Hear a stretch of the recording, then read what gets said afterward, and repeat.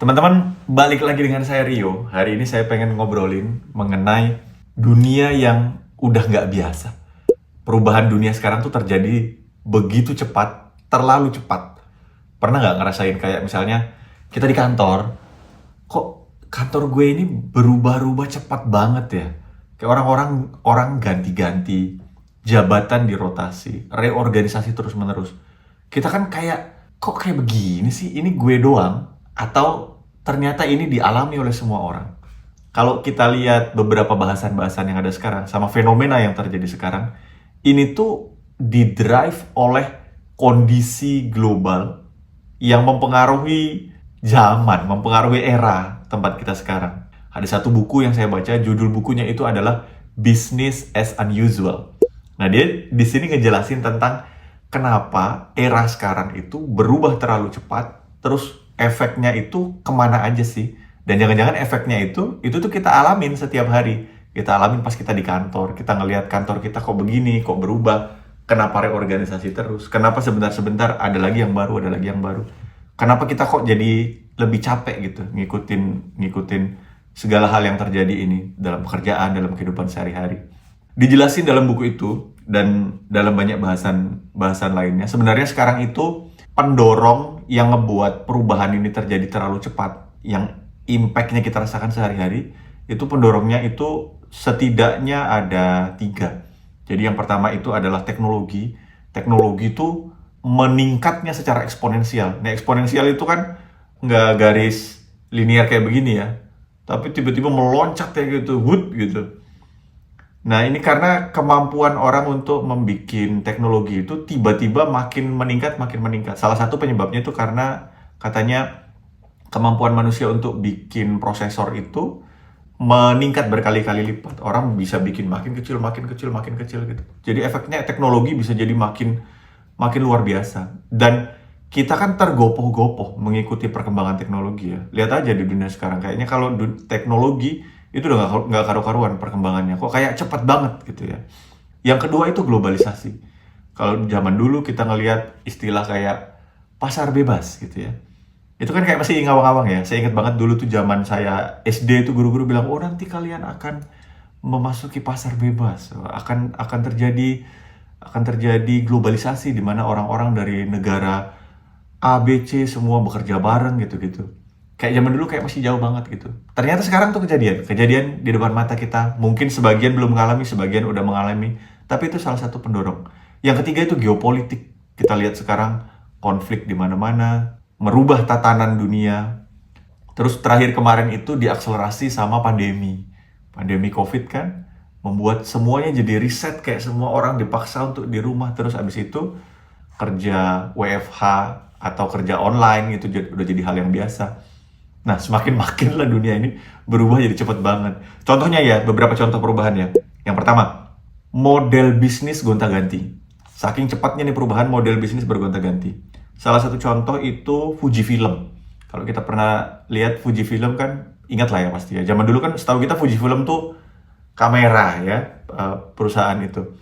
Sekarang mereka itu karena berubah banyak, masuk industri digital, orang-orang semua bikin kamera digital, mereka terpaksa untuk merubah model bisnisnya secepat itu. Dari kamera tiba-tiba jadi sekarang itu adalah industri farmasi, industri kosmetik. Itu Fujifilm tuh. Aneh kan? Awalnya tuh kok dia ini adalah foto analog, kok tiba-tiba itu gitu. Tapi ternyata karena mereka udah biasa dengan main chemicals pas mereka bikin roll film, terus bikin warna gitu-gitu. Akhirnya mereka bisa menggunakan itu untuk switch jadi kosmetik gitu, jadi warna buat kosmetik. Dan mereka masuk ke industri farmasi. Model bisnis gonta-ganti kayak Ford. Ford itu kan kita tadinya taunya mobil ya. Sekarang itu dia nggak hanya tukang bikin mobil, tapi mobility provider. Dia menyediakan jasa-jasa kayak misalnya orang bikin jasa transportasi, subscribe gitu-gitu. Model bisnisnya berubah. Kenapa model bisnis ini berubah? Karena teknologinya ada. Jadi kayak teknologi itu berkembangnya cepet. Pas dia udah berkembang cepet, dia numpuk-numpuk dan dia membuka sebuah kesempatan baru yang sama sekali nggak pernah kepikiran sama kita. Misalnya ada teknologi handphone. Oke lah handphone kan. Terus lagi balik muncul internet gitu kan. Lalu telepon dan internet bisa jadi gabung. Sekarang kayak orang punya komputer di genggaman tangan. Lalu dulu nggak kepikiran tuh ada model bisnis yang menggabungkan antara tukang ojek sama handphone dan internet. Jadi muncullah sekarang bisnis adalah Gojek gitu, Grab misalnya, yang kita tiap hari sangat biasa banget. Dan itu kan cepet banget tuh. Dulu hal kayak gitu masih nggak pernah kepikiran, sekarang udah banyak di mana-mana dan menjadi kayak hal yang biasa. Karena didrive oleh perkembangan teknologi ini. Cepet banget tuh perkembangannya, itu yang orang bilang eksponensial ya. Jadi kalau eksponensial itu, kalau kita ngebayanginnya dari yang tadinya kayak gini, tiba-tiba meloncat, cepet banget kayak gitu. Itu luar biasa. Model bisnis gonta-ganti. Apa yang tadinya nggak pernah kepikiran, tiba-tiba muncul. Bahkan sesuatu yang mungkin di masa depan akan ada lagi yang lain, kita nggak tahu. Karena nanti dia akan penggabungannya. Yang kedua itu adalah pekerjaan jadi modular. Modular itu maksudnya bongkar pasang, berbasis project. Karena kan globalisasi, ditambah dengan internet, ditambah dengan kemudahan komunikasi. Akhirnya nanti tuh akan pekerjaan itu based on project. Kayak misalnya ngerjain satu hal, itu diambil orang dari negara mana, dari negara mana, dari negara mana. Bareng-bareng 6 bulan, habis itu bubar gitu. Atau di pekerjaan tempat kita sekarang, tiba-tiba dirotasi lagi ngerjain apa, terus tiba-tiba rotasi lagi. Nanti kita akan semakin sulit untuk menemukan pekerjaan yang statis, tempatnya sama, mengerjakan hal yang sama terus-menerus puluhan tahun. Itu udah nggak ada lagi model kayak begitu. Karena sekarang didrive oleh tadi banyak pendorong yang kita udah obrolin di depan. Pekerjaan semakin ke depan akan jadi semakin modular, semakin bongkar pasang.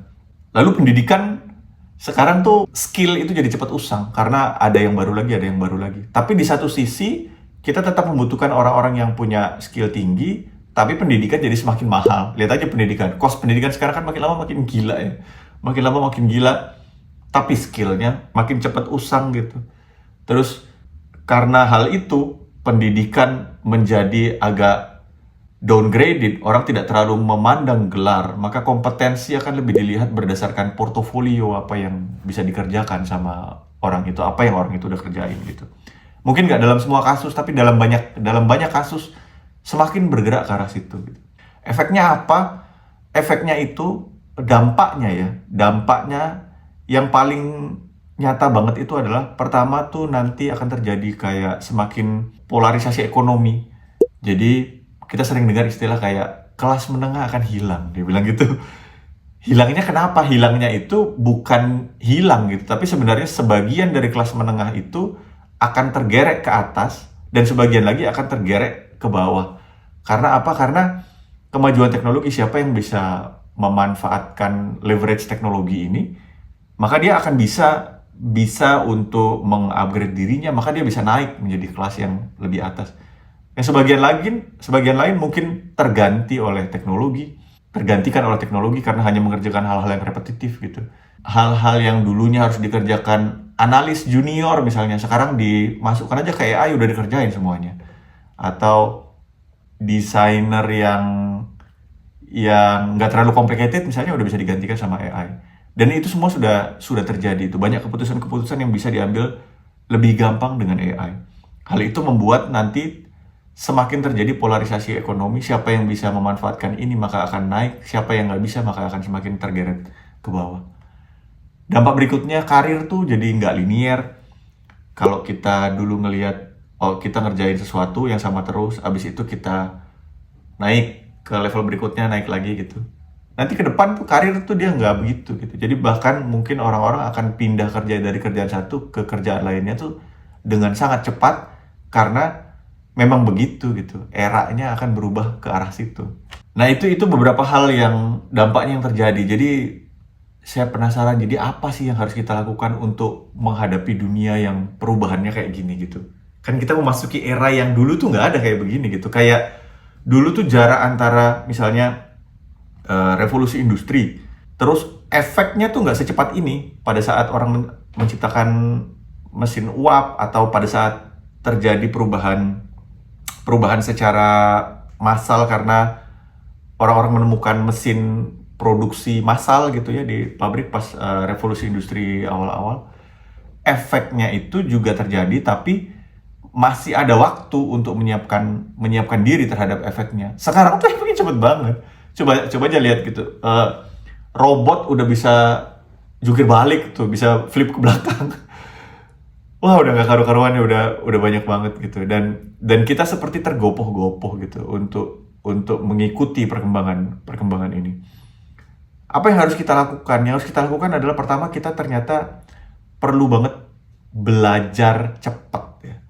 Jadi kayaknya di zaman sekarang belajar cepat itu udah satu keharusan banget gitu, karena organisasi berubah terus, orang gonta-ganti, geser sana-sini, globalisasi, semua mendorong kita untuk terus-menerus belajar. Jadi udah kayak belajar itu udah jadi kayak pekerjaan biasa gitu ya.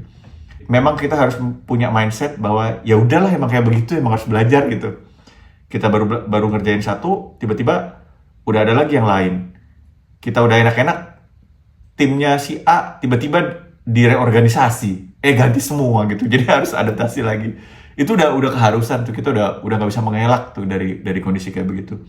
Kita perlu belajar cepat, dan kita perlu mempelajari bagaimana caranya supaya belajar cepat gitu. Gimana caranya sih supaya kita bisa mengakuisisi pengetahuan dengan cepat gitu ya. Nggak untuk menjadi paling master, tapi paling tidak untuk mengerjakan hal basic yang kita lakukan tiap hari. Ada banyak cara teman-teman bisa cari. Itu disebut istilahnya disebut ultra learning ya. Kita belajar sesuatu hal secara cepat dalam waktu yang singkat gitu. Yang kedua adalah, saya rasa kita perlu banget punya strong identity. Jadi di saat dunia berubah secepat ini, wajah dunia menjadi sama sekali berbeda gitu. Kita kebingungan dengan semua yang terjadi. Semakin perlu kita mengetahui siapa diri kita, siapa identitas kita gitu. Kita memandang diri kita seperti apa, karena saat dunia berganti, teman-teman kita berganti, organisasi kita berganti, pekerjaan berganti, apa yang tidak hilang gitu. Karena kalau zaman dulu orang itu mengaitkan dirinya itu dengan pekerjaannya. Misalnya saya adalah pekerja di perusahaan A gitu, dan saya melakukan itu bertahun-tahun, saya dikenal sebagai itu. Jadi itu memberikan kita kayak sense of identity ya, kayak sebuah apa ya, ide tentang identitas gitu, dibangun, dilengketkan dengan tempat kita bekerja. Tapi zaman sekarang tuh bahaya banget kalau kita membangun identitas kita dilengketkan semata-mata dengan kita bekerja. Pas kita berganti, wah itu kita seperti kehilangan identitas. Oh, ada satu buku nih. Jadi saya baca buku judulnya The Second Mountain dari David Brooks ya, The Second Mountain. Di sini tuh dijelasin tuh kayak seolah-olah manusia tuh punya dua pendakian. Pendakian pertama tuh standar lah, orang mencari apa yang umumnya orang cari, berlomba-lomba mengejar pencapaian karir, mendaki tangga korporasi, dan seterusnya dan seterusnya. Nanti pada saat sampai di peak-nya, orang itu akan merasa kayak, ini bukan yang gue cari ya, kok kayaknya bukan ini gitu ya. Either apakah dia betul-betul dia mencapai puncak lalu dia merasa itu kayak kosong, atau dia terdepak gitu, dia nggak berhasil mendaki tangga korporasi lalu dia kedepak, lalu merasa ada yang salah dari kehidupan dia. Semua orang akan mencapai fase itu ibarat kayak dia mendaki gunung lalu jatuh ke lembah. Jatuh ke lembahnya tuh apakah karena emang dia udah nyampe puncak terus dia turun, atau dia ketendang dari puncak jatuh ke lembah. Baru di situ nanti dia nyadar, oh ternyata ada gunung satu lagi. Itu yang dibilang di buku David Brooks, The Second Mountain. Gunung satu lagi itu adalah pendakian berikutnya, yaitu orang itu lebih ke kayak mengetahui siapa dirinya, gue ini siapa sih, sebenarnya apa yang gue mau gitu. Lalu dia mendharma baktikan apa yang dia punya itu untuk kontribusi ke masyarakat lah, untuk apa ya, untuk ngasih manfaat yang lebih luas lah, sesuatu yang lebih daripada dirinya sendiri. Nah itu yang penting banget. Jadi pada saat kita udah kenal siapa diri kita udah tahu betul identitas kita, oh saya adalah ini kesukaan saya, ini yang saya lakukan, ini yang saya bisa bagikan untuk dharma bakti saya untuk kehidupan sosial misalnya. Pada saat perubahan-perubahan terjadi, kita masih punya jangkar gitu, kayak masih punya jangkar lah ya. Masih punya jangkar yang bikin kita stabil gitu. Karena yang gonta-ganti kan, dalam tanda kutip gonta-ganti itu bajunya gitu. Baju kita ganti, hari ini pakai baju apa, besok pakai baju apa. Karena di drive oleh zaman yang nyuruh kita gonta-ganti terus ya. Tapi identitas kita tetap gitu. Nah yang terakhir itu adalah aksi cepat gitu. Jadi zaman sekarang tuh memang kita harus, kalau ada sesuatu kita aksi, jangan menunggu sempurna.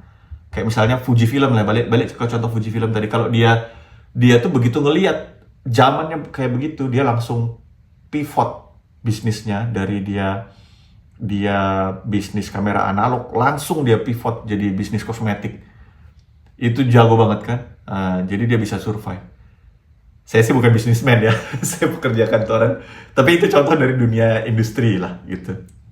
Atau contoh klasik misalnya yang berubahnya pelan, tiba-tiba kelibas kayak Nokia, BlackBerry kan tiba-tiba hilang gitu.